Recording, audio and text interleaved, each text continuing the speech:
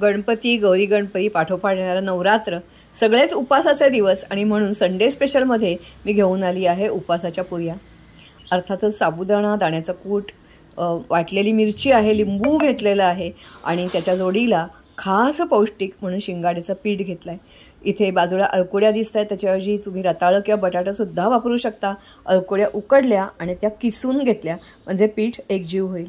पाणी फारसं घालावं लागत नाही, मीठ घातल्याबरोबर त्या तवतात आणि मग अर्थातच हा पीठ जे आहे ते कोथिंबीर, जिऱ्याचं पूड हवं तर घाला आणि मिसळून घ्या आणि प्लास्टिकच्या कागदावर या थापा।